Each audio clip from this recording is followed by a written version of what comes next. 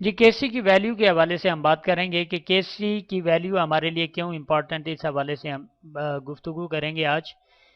पहले तो हमें ये पता होना चाहिए कि केसी है क्या। तो केसी के लिए मैं यहाँ पे लिख देता हूँ कि केसी को अगर हम डिफाइन करें तो हम कहते हैं जी जो आपके पास क्या बने जी, इसको थोड़ा ऊपर करके मैं लिख देता हूँ, जो आपके पास बने प्रोडक्ट, ठीक है जी, और जो आपके पास क्या थे जी, रिएक्टेंट्स थे, ठीक है जी, प्रोडक्ट डिवाइडेड बाय रिएक्टेंट्स, ठीक है जी, ये आपके पास आ गई। अब इनके साथ अगर इसके ऊपर मैं ये स्क्वायर ब्रैकेट लगाकर, ठीक है जी, और इनके ऊपर भी स्क्वायर ब्रैकेट क्या है, बेसिकली मोल पर डीएम क्यूब है, ये ऑलरेडी हम आपको बता चुके हैं। प्रोडक्ट, यहाँ पे ऊपर मैं एक चीज लिख रहा हूं, कोफिशिएंट, ठीक है जी, FFICIENT, कोफिशिएंट, और यहाँ पे भी EFFICIENT, कोफिशिएंट। तो ये आपके पास चीज आ गई। यानी केसी को अगर मैं डिफाइन करूं तो मैं कहूंगा कि प्रोडक्ट के कोफिशिएंट डिवाइडेड बाय रिएक्टेंट के कोफिशिएंट, ये मुझे क्या देगा, इज इक्वल टू केसी के। अब केसी की वैल्यू बड़ी इंपॉर्टेंट होती है।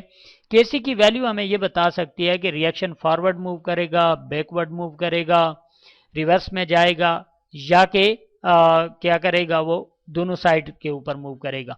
वो कैसे मुमकिन होता है, यहाँ पे हम लिखते हैं। सबसे पहले लेट्स सपोज मैं कहता हूं जी आपके पास जो प्रोडक्ट बना वो कितना बना जी, 5 मोल प्रोडक्ट बना आपके पास, कितना बना जी, 5 मोल्स आपके पास बन गए। और जो आपके पास रिएक्टेंट आपने यूज किए वो क्या थे आपके पास, वो भी 5 मोल्स ही आपने यूज किए, ठीक है जी। तो इनके साथ कंसंट्रेशन का क्या आ जाएगा, साइन आ जाएगा। यहाँ पे मैं कंसंट्रेशन का साइन लिख देता हूँ। तो ये 5 मोल और 5 मोल चूंकि डिवीजन के अंदर आ रहे हैं, लिहाजा ये एक दूसरे को क्या कर देंगे, कैंसल आउट कर देंगे। इस कैंसिलिंग के नतीजे में आपके पास रिजल्ट के अंदर क्या बचेगा, जवाब बनेगा 1, ठीक है जी। अब ये किसकी वैल्यू आपके पास आ गई, केसी की वैल्यू। इसका मतलब ये हुआ कि केसी की वैल्यू अगर 1 आ गए तो आपका जो रिएक्शन होगा वो इक्विलिब्रियम स्टेज के अंदर होगा। और यहाँ पे मैं लिख देता हूं, बोथ साइडेड क्या करेगा, मूव करेगा, बोथ साइडेड मूव, ठीक है जी। ये दोनों साइड पे मूव करेगा, यानी फॉरवर्ड भी जाएगा आपका रिएक्शन और बैकवर्ड भी आएगा, ठीक है जी। इसके अलावा एक और केस देखते हैं, और उसके अंदर हम देखते हैं कि अगर लार्जर वैल्यू आती है, यहाँ पे मैं कहता हूं जी के सी आपके पास है, ठीक है जी, और प्रोडक्ट में ले लेता हूं, मैं कहता हूं जी आपके पास 10 मोल आपके पास प्रोडक्ट बन गए, ठीक है जी। और 10 मोल प्रोडक्ट के बाद आपके पास रिएक्टेंट आपने यूज किए टोटल जी 5 मोल्स, ठीक है जी। तो इस केस के अंदर क्या होगा, ये मोल पर डीएम क्यूब यानी कंसंट्रेशन में शो कर रहा हूं, ठीक है जी। और कंसंट्रेशन के लिए हम स्क्वायर ब्रैकेट इस्तेमाल करते हैं। तो ये एक दूसरे को कैंसिल करेंगे, 2 आ जाएगा, यानी आपके पास 2 मोल्स आ गए, ठीक है जी। अब ये 2 मोल्स जो है 1 से बड़ी वैल्यू है, यानी केसी की अगर वैल्यू 1 से ज्यादा है तो इसका मतलब ये हुआ कि ये रिवर्स डायरेक्शन के अंदर जाएगा, यानी 2 मोल्स आ गए। तो यहाँ पे मैं लिख दूंगा ये रिएक्शन किस साइड पे मूव करेगा, रिवर्स डायरेक्शन के अंदर मूव करेगा, DIRECTI1, ठीक है जी। रिवर्स डायरेक्शन के अंदर ये रिएक्शन मूव करेगा, यानी केसी की वैल्यू अगर 1 से लार्जर हो गई, ठीक है जी, तो आपका रिएक्शन किस साइड पे मूव करेगा, रिवर्स डायरेक्शन के अंदर मूव करेगा। एक तीसरा केस देखते हैं, और उसके अंदर हम देखते हैं कि केसी की वैल्यू अगर 1 से छोटी आ जाती है तो रिएक्शन किस साइड पे मूव करेगा। प्रोडक्ट में ले लेता हूं यहाँ पे 5 मोल ले लेता हूं, ठीक है जी। 5 मोल आपके पास प्रोडक्ट बने, और रिएक्टेंट आपने यूज किए जी 10 मोल्स, ठीक है जी। 10 मोल्स आपने यूज किए, वही कंसंट्रेशन का स्क्वायर ब्रैकेट हम यूज करते हैं, ठीक है जी, मोल पर डीएम क्यूब। यहाँ पे ये एक दूसरे को काट देंगे तो इसके नतीजे में आपके पास क्या बनेगा जी, 0.5 मोल्स आपके पास जवाब आएगा, ठीक है जी। यहाँ पे मैं लिख देता हूँ 0.5 मोल्स। तो ये वैल्यू जो है 0.5, ये वैल्यू जो है 1 से क्या आ गई, छोटी आ गई, स्मॉल वैल्यू आ गई। तो इसका मतलब ये है कि ये रिएक्शन किस साइड पे मूव करेगा, फॉरवर्ड डायरेक्शन के अंदर मूव करेगा, ठीक है जी, फॉरवर्ड डायरेक्शन के अंदर मूव करेगा। तो ये आपने यानी केसी की वैल्यू का फंक्शन देख लिया कि केसी की जो वैल्यू हमारे पास है, ठीक है जी, इससे हम अंदाज़ा यानी गेस कर सकते हैं कि रिएक्शन जो है वो किस साइड पे मूव करेगा। केसी की वैल्यू अगर 1 है तो हम कहेंगे कि ये क्या है जी, इक्विलिब्रियम स्टेज के ऊपर है। केसी की वैल्यू अगर 1 से ज़्यादा है तो रिएक्शन बैक साइड पे मूव करेगा, और केसी की वैल्यू अगर 1 से कम है तो ये रिएक्शन फॉरवर्ड डायरेक्शन के अंदर मूव करेगा। तो ये स्टूडेंट्स, हम बात करेंगे कि केसी और क्यूसी में क्या डिफरेंस होता है, इनकी वैल्यूज में किस तरह का डिफरेंस आता है किसी एक रिएक्शन में, एक रिवर्सिबल केमिकल रिएक्शन में। ठीक है, हम देख लेते हैं पहले कि केसी क्या होता है, क्यूसी क्या होता है, और इसी में हम लोगों को डिफरेंस भी मालूम हो जाएगा। इसके लिए हम एक जनरल एग्जाम्पल देख लेते हैं एक रिवर्सिबल केमिकल इक्वेशन की, रिएक्शन की या इक्वेशन की। ठीक है, ये हमारे पास एक रिवर्सिबल केमिकल रिएक्शन आ गया जिसमें हम देख रहे हैं कि एक जनरल हम ले रहे हैं, सपोज जो है वो हम इसमें सब्सटेंसेस ले रहे हैं कि ए बी सी डी जो कैपिटल में है हमारे पास, ये क्या है, ये जो है हमारे पास सपोज जो है वो सब्सटेंसेस है। ठीक है, जबकि जो ए बी सी और डी जो स्मॉल में जो आ रहे हैं ये इनके जो है वो क्वांटिटीज, इनके अमाउंट्स जो है वो मौजूद है, यानी कि इनके मोल्स हम कह सकते हैं। ठीक है, मोल्स जो है वो हम केमिस्ट्री की फॉर्म में, केमिस्ट्री की टर्म्स में जो है वो हम अमाउंट की बात करते हैं तो हम यूजुअली मोल्स की बात करते हैं। ठीक है, तो ये मोल्स हमारे पास इसके मौजूद हैं। और अब हम ये देख रहे हैं कि ए और बी जो हैं वो रिएक्ट करके सी के सी मोल्स और डी के डी मोल्स बना रहे हैं। ठीक है, जबकि सी के सी मोल्स और डी के डी मोल्स जो है वो वापस जो है वो ए के ए मोल्स और बी के बी मोल्स बना रहे हैं। ठीक है, तो ये रिएक्शन क्या है, ये हमारे पास जो है वो एक रिवर्सिबल केमिकल रिएक्शन है जिसमें हम जिसको हम इस एरो से, इस तरह के एरो से, रिवर्सिबल एरो से जो है वो शो करते हैं। ठीक है, अब हम क्या करते हैं कि क्या इनके जो है प्रोडक्ट्स की, हमारे पास एक चीज होती है कि प्रोडक्ट्स की कंसंट्रेशन। ठीक है, प्रोडक्ट्स की कंसंट्रेशन को जब हम डिवाइड करते हैं या इसकी रेशो लेते हैं रिएक्टेंट्स की कंसंट्रेशन से। अब कंसंट्रेशन किस तरह मालूम कर रहे हैं, हम कहते हैं कि जो ये स्क्वायर ब्रैकेट्स हैं ये रिप्रेजेंट करती हैं कंसंट्रेशन को, और कंसंट्रेशन को हम किस यूनिट्स क्या होते हैं, कंसंट्रेशन के यूनिट्स यूजुअली होते हैं मोल्स, ठीक है, पर लीटर। लीटर कहते हैं या डेसीमीटर क्यूब कहते हैं। ठीक है, लीटर लिख देती हूँ, लीटर को हम जो है वो डेसीमीटर क्यूब भी कहते हैं। ठीक है, डीएम क्यूब। ठीक है, तो मोल्स पर लीटर या मोल्स पर डेसीमीटर क्यूब जो है वो कंसंट्रेशन के जो है वो यूनिट्स होते हैं। यानी कि कंसंट्रेशन को हम क्या कह सकते हैं कि एक लीटर में, ठीक है, सपोज एक लीटर में कितने मोल्स जो है वो या कितनी अमाउंट जो है वो मौजूद है। हम प्रोडक्ट्स की बात करेंगे तो प्रोडक्ट्स के, और रिएक्टेंट्स की बात करेंगे तो रिएक्टेंट्स के। ठीक है, अब हम यहाँ देख लेते हैं कि जब हम ये एक रेशो लेते हैं कि प्रोडक्ट्स की कंसंट्रेशन डिवाइडेड बाय रिएक्टेंट्स की कंसंट्रेशन, या ratio of products concentration to that of reactants. ठीक है, तो हमारे पास जो है ये एक कांस्टेंट टर्म आती है किसी पर्टिकुलर टाइम पे। ठीक है, एक पर्टिकुलर रिएक्शन के लिए। ठीक है, जिस तरह से अगर हम इसकी बात करें इस रिएक्शन की, तो इसके लिए ये रेशो जो होगी वो क्या होगी, हम इसकी रेशो देखते हैं कि हमारे पास जो है वो रेशो क्या आ जाएगी। ये हमारे पास जो है जो रेशो आ गई, जिसमें हम देख रहे हैं कि हमने पहले क्या लिखी, हमने लिखे पहले प्रोडक्ट्स लिखे, उनकी concentration raise to the power their coefficients, ये वाले कोफिशिएंट्स जो थे वो इसकी पावर के फॉर्म में आ गए। ठीक है, पावर में आ गए। फिर देखें डिवाइडेड बाय या टू द रेशो में हमारे पास नीचे क्या आ गए, डिनोमिनेटर में, डिनोमिनेटर में हमारे पास आ रहा है कि ए की हमारे पास ए की कंसंट्रेशन है और बी की कंसंट्रेशन है। ठीक है, इनके प्रोडक्ट है और रेज टू द पावर इनके कोफिशिएंट्स। ठीक है, अब हम देखते हैं कि हमारे पास जो है वो दो तरह के जो है वो इनके आगे पॉसिबिलिटीज आ जाती हैं। ठीक है, इनके आगे पॉसिबिलिटीज देखें तो हमारे पास पहली पॉसिबिलिटी ये होती है कि सिस्टम जो है वो इक्विलिब्रियम पे हो। ठीक है, सिस्टम एट इक्विलिब्रियम। ठीक है, हम लिख देते हैं सिस्टम एट इक्विलिब्रियम, इक्विलिब्रियम। ठीक है, इक्विलिब्रियम पे आ जाता है। तो इसमें हम देख रहे हैं कि जब सिस्टम इक्विलिब्रियम पे होता है, यानी कि जिस स्पीड से ए जो है बी के साथ रिएक्ट करके सी और डी मोल्स और डी बना रहा है, ठीक है, उसी स्पीड से सी और डी जो है वो रिएक्ट करके बी और ए बना रहे हैं। ठीक है, इसका मतलब है कि ये इक्विलिब्रियम है, और कौन सा इक्विलिब्रियम है कि ये डायनामिक इक्विलिब्रियम है, कि ये रुक नहीं रहा बल्कि चले जा रहा है। ठीक है, रिएक्शन। तो ऐसे इक्विलिब्रियम पे हम कहते हैं कि जो ये कांस्टेंट होगा, इसको हम कौन सा कांस्टेंट कहते हैं, इसको हम कहते हैं कि ये कहलाता है इक्विलिब्रियम कांस्टेंट। क्योंकि इक्विलिब्रियम है ना, इसलिए हम कहते हैं कि कहलाता है इक्विलिब्रियम कांस्टेंट, और इसको हम कहते हैं केसी। ठीक है, केसी भी कहते हैं, या इसको जो है वो हम इक्विलिब्रियम कांस्टेंट के लिए के ई क्यू भी यूज करते हैं, ठीक है। और कहलाता क्या है, ये कहलाता है इक्विलिब्रियम कांस्टेंट, ठीक है। दूसरा हम जो है वो इसका देख लेते हैं कि एक और जो है वो हमारे पास कंडीशन या एक और जो है वो हमारे पास जो फैक्टर आ जाता है कि जब सिस्टम इक्विलिब्रियम पे ना हो, सिस्टम नॉट एट इक्विलिब्रियम, ठीक है, मैं लिख रही हूँ नॉट एट इक्विलिब्रियम, यानी कि सिस्टम क्या है, सिस्टम जो है वो इक्विलिब्रियम पे नहीं है, ठीक है। नॉट को जो है हम क्या करते हैं कि हाईलाइट कर लेते हैं, चलें, ताकि हमें अंदाजा रहे कि नॉट एट इक्विलिब्रियम, इक्विलिब्रियम पे नहीं है। और इसकी जो है वो हम जो है वो एक्सप्लेनेशन क्या हो सकती है कि ए जो है वो बी के साथ रिएक्ट करके सी और डी तो बना रहे, लेकिन जिस रेट से ए बी जो है वो सी डी बना रहे हैं, उस रेट उससे डिफरेंट रेट पे या उससे डिफरेंट स्पीड पे जो है वो ए डी जो है वो मिलकर बी और ए बना रहे हैं, ठीक है। यानी सी डी जो है वो डिफरेंट रेट पे ए बी बना रहे हैं, यानी फॉरवर्ड रिएक्शन का जो स्पीड है वो डिफरेंट है और जो बैकवर्ड रिएक्शन उसकी स्पीड जो है वो डिफरेंट है, ठीक है।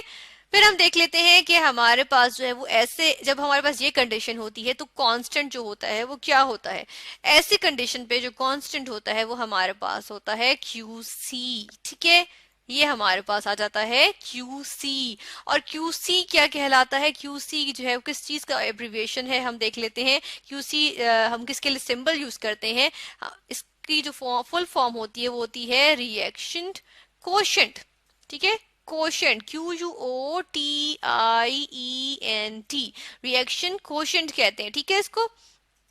और ये हमारे पास जो है वो दो, इसकी एक डिफरेंस आ गया कि केसी जो है वो इक्विलिब्रियम पे आता है और क्यूसी जो है वो हमारे पास आता है जब इक्विलिब्रियम के अलावा कोई जो है वो किसी पर्टिकुलर टाइम पे हम बात कर रहे हो, ठीक है, इक्विलिब्रियम के अलावा, यानी नॉट एट इक्विलिब्रियम। अब हम देख लेते हैं कि हमारे पास केसी और क्यूसी जो है ये इनका कंपैरिजन जब हम करते हैं, यानी कि जब हम कंपेयर कर रहे हैं क्यूसी को और केसी को, तो हम देखते हैं कि क्यूसी जो है वो एक्चुअली डिटरमिन कर सकता है कि रिएक्शन जो है वो किस डायरेक्शन में जाएगा, क्योंकि ये तो एक कानून है, ये एक फितरी बात है कि हर चीज इक्विलिब्रियम की तरफ जाती है, ठीक है।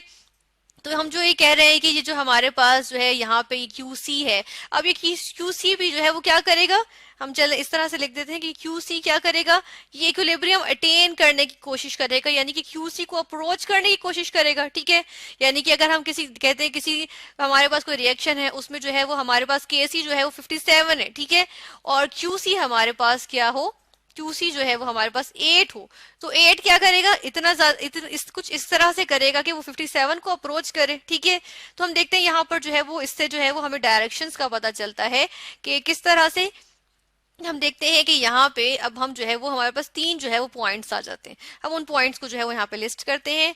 फर्स्ट पॉइंट हमारे पास ये होता है कि जो QC है हमारे पास, QC है ये इक्वल हो KC के, ठीक है।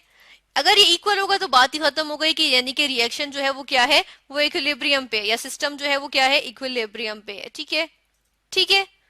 दूसरी बात हम क्या कहते हैं, यहाँ पर जो दूसरी आएगी टर्म, हम कहते हैं कि QC जो है वो ग्रेटर है किससे, KC से, ठीक है। जब QC जो है वो ग्रेटर है KC से, तो फिर क्या होता है हम ये देख लेते हैं। QC हम कह रहे हैं कि प्रोडक्ट्स की कंसंट्रेशन डिवाइडेड बाय रिएक्टेंट्स की कंसंट्रेशन है। तो जब प्रोडक्ट्स की QC यानी कि, और ये रेशो कब ज्यादा हो सकती है, ये रेशो उसी वक्त ज्यादा होगी ना जब प्रोडक्ट्स की कंसंट्रेशन जो है वो ज्यादा हो जाएगी और रिएक्टेंट्स की कंसंट्रेशन जो है वो कम हो जाएगी। जब रिएक्टेंट्स की कंसंट्रेशन कम होगी इसका मतलब है रिएक्शन को किसी ऐसी डायरेक्शन में जाना चाहिए कि रिएक्टेंट्स की कंसंट्रेशन जो है वो भी जो है वो प्रोडक्ट्स को कंसंट्रेशन के करीब करीब आ जाए, ठीक है।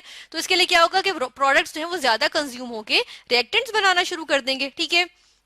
हम देखते हैं कि यहाँ पे क्या होगा, जो प्रोडक्ट्स है वो मतलब कि प्रोडक्ट्स जो है वो ज्यादातर वो रिएक्टेंट्स बनाएंगे क्योंकि रिएक्टेंट्स जो है वो कम है, तो इसलिए जो रिएक्शन है वो किस तरह जाएगा, रिएक्टेंट्स बनेंगे, प्रोडक्ट्स जो है वो ज्यादा ज्यादा प्रोडक्ट्स जो है वो रिएक्टेंट्स बनाएंगे और रिएक्टेंट्स जो है वो थोड़ा थोड़ा जो है वो प्रोडक्ट बनाएंगे। तो ऐसे मौके पे हम कहते हैं कि हम जो रिएक्शन है वो ज्यादा किस तरफ डायरेक्ट कर रहा है, इक्विलिब्रियम किस तरफ जा रहा है, वो जो है वो हम कहते हैं कि वो रिवर्स डायरेक्शन में जा रहा है, ठीक है। तो यहाँ पे क्या आ गया, रिवर्स रिएक्शन आ गया, ठीक है। और दूसरी तरफ हम देखते हैं कि अगर QC की वैल्यू जो है वो हमारे पास जो है वो लेस हो KC से, ठीक है, लेस हो KC से, तो फिर क्या होता है, फिर हम देखते हैं कि इसमें हम देखते हैं कि प्रोडक्ट्स इसका मतलब है कि कम बन रही हैं और रिएक्टेंट ज्यादा। अब नीचे वाली चीज ज्यादा हो तो हमारे पास ओवरऑल यानी डिनोमिनेटर बड़ा हो तो ओवरऑल हमारे पास जो कांस्टेंट आएगा वो छोटी टर्म आएगी, ठीक है। हम कहते हैं कि क्या हो रहा है कि जो रिएक्टेंट्स हैं वो ज्यादा हैं और प्रोडक्ट्स कम है, तो क्या होगा कि इक्विलिब्रियम अटेन करने के लिए क्या करेगा कि रिएक्शन फॉरवर्ड ज्यादा जाएगा, ठीक है। केसी को अटेंड करने के लिए रिएक्शन फॉरवर्ड जाएगा, क्योंकि केसी की जो जो अमाउंट है या वैल्यू है वो बड़ी है और क्यूसी की छोटी है, तो रिएक्शन अब क्या करेगा, आगे जाएगा ताकि प्रोडक्ट्स जो है वो और बन सके, ठीक है। तो ये हमने देखा डिफरेंस कि हमारे पास केसी जो है वो आता है जब हमारे पास इक्विलिब्रियम मेंटेन्ड हो, और क्यूसी कब आता है, जब इक्विलिब्रियम नहीं हो, तो किसी पर्टिकुलर टेम्परेचर पे हम बात कर टाइम पे, किसी पर्टिकुलर टाइम पे हम स्टूडेंट्स हम न्यूमेरिकल देखेंगे जिसमें हमें कहा गया है कि कैलकुलेट करें केसी यानी कि क्या, इक्विलिब्रियम कांस्टेंट एक रिवर्सिबल रिएक्शन के लिए, यानी कि एक ऐसे रिएक्शन के लिए जो कि दोनों डायरेक्शंस में मूव कर सकता हो, ठीक है, फॉरवर्ड भी जाता हो और बैकवर्ड भी जाता हो, ठीक है, तो वो रिवर्सिबल हुआ यानी रिवर्स कर सकता है। और हम प्रॉब्लम स्टेटमेंट देखते हैं कि उसने कहा है फॉर अ रिवर्सिबल रिएक्शन जिसमें N2O गैस जो है वो रिवर्सिबली जो है हम देख रहे हैं कि नाइट्रोजन गैस और ऑक्सीजन गैस दे रही है, ठीक है।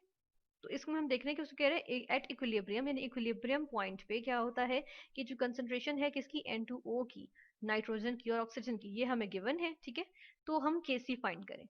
अब केसी क्या होता है, केसी हमें पता है कि रेशो होती है, ठीक है, इक्विलिब्रियम कांस्टेंट होता है, रेशो होती है। किस तरह की रेशो होती है, हम देख लेते हैं कि अगर हम इस रिवर्सिबल रिएक्शन की बात करें तो क्या होती है, हम कहते हैं प्रोडक्ट ऑफ प्रोडक्ट्स, ठीक है, यानी प्रोडक्ट्स की प्रोडक्ट, यानी कि हम कहते हैं N2, ठीक है, और इंटू O2, इनकी concentration, product of concentration of products, ठीक है, डिवाइडेड बाय क्या होती है, product of concentration of reactants. अब रिएक्टेंट एक ही है तो हम ये लिख देंगे, ठीक है। लेकिन यहाँ पर हमें एक चीज और देखनी है, वो ये कि ये इक्वेशन बैलेंस करनी होती है, ठीक है। सबसे पहले हम देखेंगे इक्वेशन बैलेंस्ड है।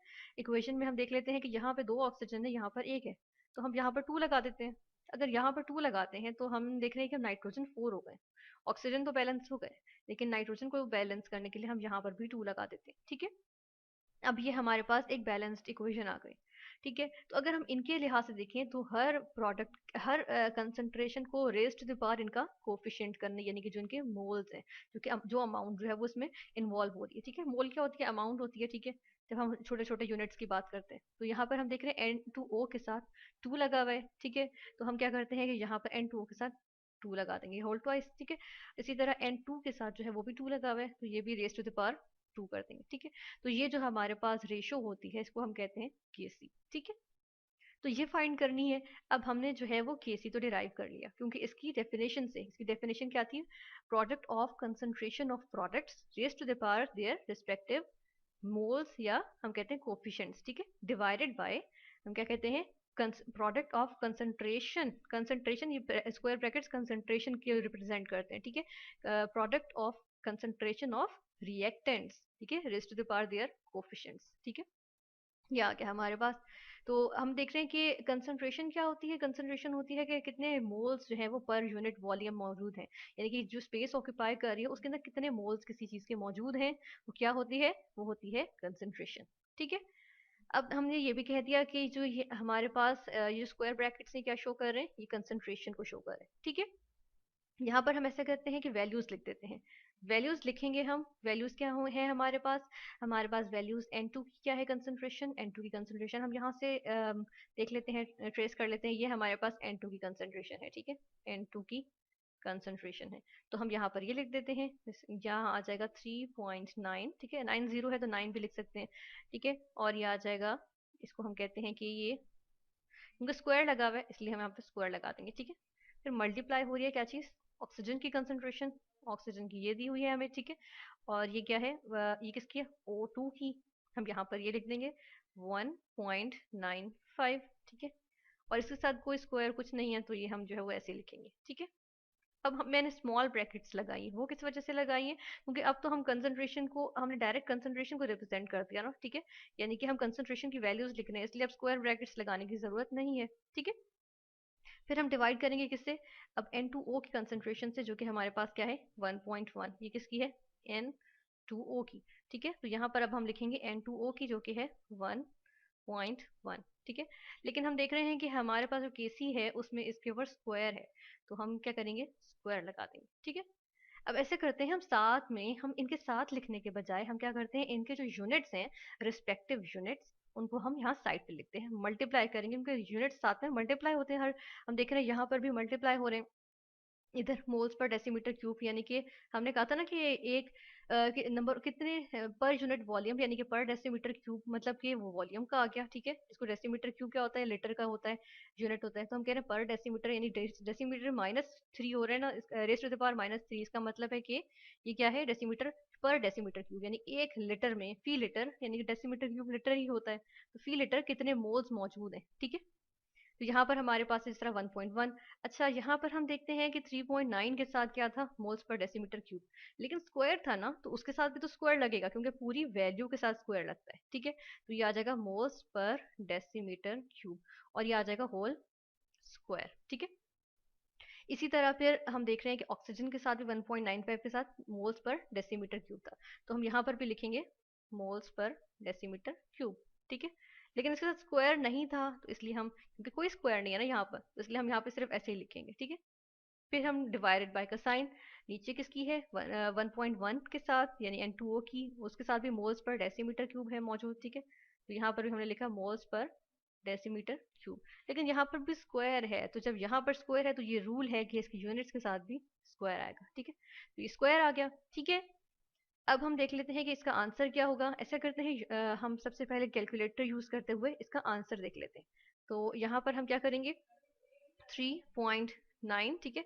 अब इसका स्क्वायर है, इसका स्क्वायर ले लिया, ठीक है, ये स्क्वायर आ गया, उसको मल्टीप्लाई किया हमने किसके साथ, 1.95 के साथ, ठीक है। ये हमारे पास आंसर आ गया।